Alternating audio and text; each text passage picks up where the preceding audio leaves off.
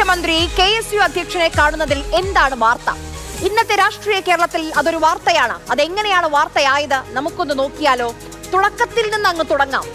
സർക്കാർ പ്ലീഡർ നിയമനവുമായി ബന്ധപ്പെട്ടാണ് പരാതിയും പരിഭവവും അലോസരം അലോഷ്യസ് സേവ്യർ KSU സംസ്ഥാന അധ്യക്ഷൻ പരസ്യമായി പ്രകടിപ്പിച്ചു. ഈ കാണുന്ന ഫേസ്ബുക്ക് പോസ്റ്റിലൂടെ വെള്ളം കോരിയവരെയും വിറക് വെട്ടിയവരെയും നോക്കുകുത്തിയാക്കി മാറ്റുന്ന നയം അംഗീകരിക്കാനാവില്ല എന്ന് പറഞ്ഞാണ് പോസ്റ്റ് തുടങ്ങുന്നത്.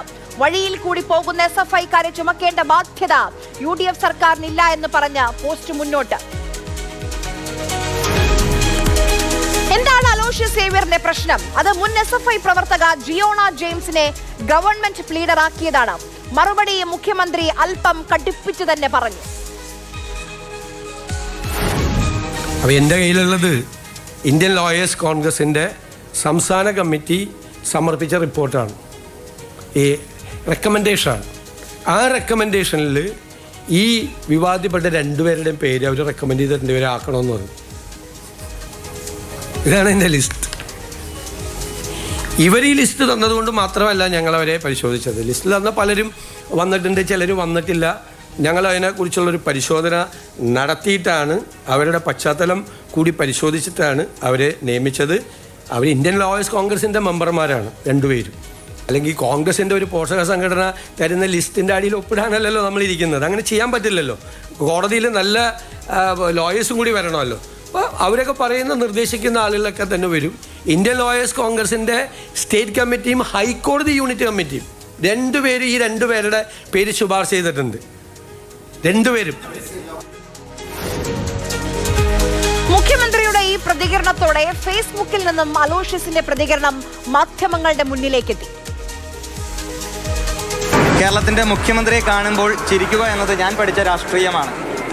അദ്ദേഹം എന്നെ കണ്ടിട്ടുണ്ടോ ഇല്ലയോ എന്നതിനെപ്പറ്റി എനിക്കറിയില്ല. പക്ഷേ സ്വാഭാവികമായിട്ട് ഞാൻ പഠിച്ച രാഷ്ട്രീയം കേരളത്തിൻ്റെ മുഖ്യമന്ത്രിയെ അല്ലെങ്കിൽ അത്ര സമുന്നതരായിട്ടുള്ള വലിയ ഔന്നത്യത്തിൽ നിൽക്കുന്ന ആളുകളെ കാണുമ്പോൾ ചിരിക്കുക, പുഞ്ചിരിക്കുക എന്നാണ് ഞാൻ പഠിച്ച രാഷ്ട്രീയം. ഗവൺമെന്റ് പ്ലീഡർ നിയമനവുമായി ബന്ധപ്പെട്ട് സർക്കാരിൻ്റെ ഭാഗത്തുനിന്ന് ഒരു ചെറിയ വീഴ്ചയുണ്ടായി, അല്ലെങ്കിൽ ഞങ്ങളെല്ലാം വലിയ രീതിയിലേക്ക് കായികമായി അക്രമം ചെയ്ത ഒരു കൂട്ടത്തിൻ്റെ പ്രതിനിധിയായിട്ടുള്ള ആള് ആ ഗവൺമെന്റ് പ്ലീഡർ നിയമനത്തിൽ വന്നു എന്ന് പറഞ്ഞപ്പോൾ ഈ സർക്കാർ അത് തിരുത്താൻ തയ്യാറാകണമെന്ന് ആ സർക്കാരിനെ ചൂണ്ടിക്കാണിക്കുക മാത്രമാണ് KSU ചെയ്തത്.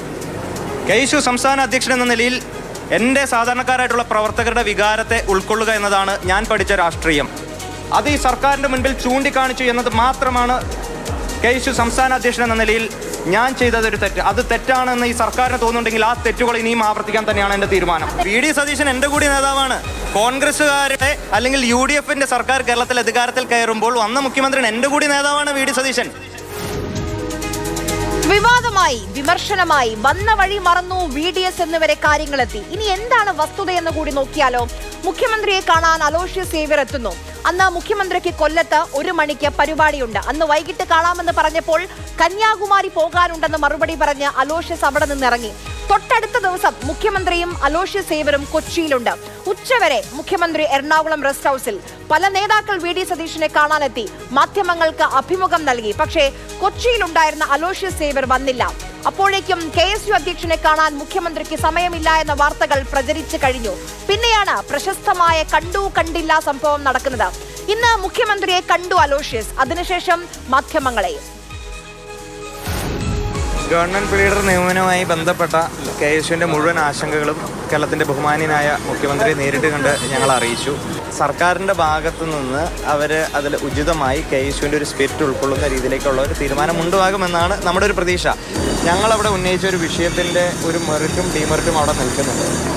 അതെല്ലാം മാറ്റി വെച്ചുകൊണ്ട് സാമൂഹ്യ മാധ്യമങ്ങളിൽ ഉണ്ടാകുന്ന പല ചർച്ചകളും എന്ന് പറയുന്നത് ഇതിനെല്ലാം കോൺഗ്രസിൻ്റെ എന്തോ ഇന്നർ പൊളിറ്റിക്സുമായി കണക്ട് ചെയ്തുകൊണ്ട് ഒരു വലിയ രീതിയിലേക്കുള്ള പ്രതിഷേധം കേരളത്തിൻ്റെ സർക്കാരിനെതിരെ KSU ഉന്നയിക്കുന്നു എന്ന തരത്തിലേക്ക് അത്തരത്തിലേക്കൊന്നും പോകേണ്ട യാതൊരു സാഹചര്യവും ഇതിൽ നിലവിലില്ല. ഞങ്ങൾ പറഞ്ഞു, ഇത് ഞങ്ങളുടെ സർക്കാരാണ്. ഈ മുഖ്യമന്ത്രി എന്ന് പറയുന്നത് ഞങ്ങളുടെ മുഖ്യമന്ത്രിയാണ്. അദ്ദേഹം ഒരു KSUക്കാരാണ്, KSUയിലൂടെ കടന്നു വന്ന വ്യക്തിയാണ്. മുഴുവൻ മന്ത്രിമാരും KSUയിലൂടെ കടന്നു വന്ന ആളുകളാണ്. സ്വാഭാവികമായിട്ടും ഈ വിഷയവുമായി ബന്ധപ്പെട്ട് ഞങ്ങൾ ഉന്നയിച്ച മുഴുവൻ കാര്യങ്ങളും സർക്കാരിന് മുൻപിലുണ്ട്. ജിയോണ ജെയിംസിനെ മുഖ്യമന്ത്രി തെരഞ്ഞെടുത്തതാണോ? അല്ല. അതിനുള്ള മറുപടി ഇടുക്കി MP നൽകിയിട്ടുണ്ട്. ബഹുമാനപ്പെട്ട മുഖ്യമന്ത്രി പറഞ്ഞതുപോലെ ഇതിന് പല മാനദണ്ഡങ്ങളുമുണ്ട്, പല അന്വേഷണങ്ങളുമുണ്ട്. പാർട്ടിക്കാരനായി പോയി എന്നതിൻ്റെ പേരിൽ മാത്രം ഒരാൾക്ക് ഒരു പക്ഷേ ഈ സ്ഥാനത്തേക്ക് വന്നുകൊള്ളണമെന്നില്ല. ഇതൊക്കെ മുഖ്യമന്ത്രി വിശദീകരിച്ച കാര്യങ്ങളൊക്കെ തന്നെയാണ്. ലോയേഴ്സ് കോൺഗ്രസ് എന്ന് പറയുന്ന ഒരു സംഘടന കോൺഗ്രസ് പാർട്ടിയുടെ ഔദ്യോഗിക പ്ലാറ്റ്ഫോമിൽ നിൽക്കുമ്പോൾ നമ്മൾ എന്തിനാണ് അവരെ തള്ളി പറയുന്നത്? ലോയേഴ്സ് കോൺഗ്രസിൻ്റെ സംസ്ഥാന കമ്മിറ്റിയുടെ ശുപാർശയുണ്ട് ഈ അഭിഭാഷകയ്ക്ക് വേണ്ടി.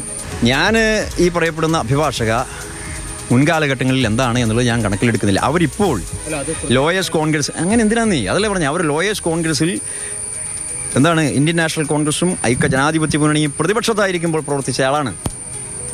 അല്ലാതെ വെറുതെ പ്രവർത്തിച്ച ആളല്ല. ഇന്ന് മിനിയാന്ന് മെമ്പർഷിപ്പ് എടുത്ത ആളല്ല. സാക്ഷാൽ പിണറായി വിജയൻ മുഖ്യമന്ത്രി ആയിരിക്കുമ്പോൾ അവർ നമ്മളോടൊപ്പമാണ്. അതായത് കോൺഗ്രസ് UDF പ്രതിപക്ഷത്തിരുന്ന സമയത്താണ് ജിയോണ ലോയേഴ്സ് കോൺഗ്രസിലേക്ക് എത്തുന്നത്. നോക്കൂ, പണ്ട് രാഹുൽ ഗാന്ധി എന്തൊക്കെ പറഞ്ഞിട്ടുണ്ട് സന്ദീപ് വാര്യർ. ഇന്ന് കോൺഗ്രസിന്റെ MLA ആണ് സന്ദീപ്. അധികാരം കിട്ടിയപ്പോഴാണോ ജിയോണ മറുകണ്ഠം ചാടിയത്? അല്ല. പിന്നെ KSU അധ്യക്ഷനെ കാണാൻ സൗകര്യമില്ലാത്ത മുഖ്യമന്ത്രി എന്ന് ആളുകളെ കൊണ്ട് പറയിപ്പിച്ചാൽ ആർക്കാണ് നേട്ടമെന്ന് ഒന്ന് ആലോചിച്ചാൽ മതി.